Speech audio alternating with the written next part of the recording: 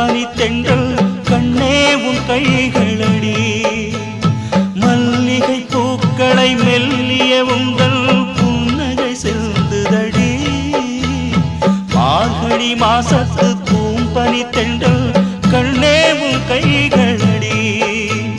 வெட்கப்படும்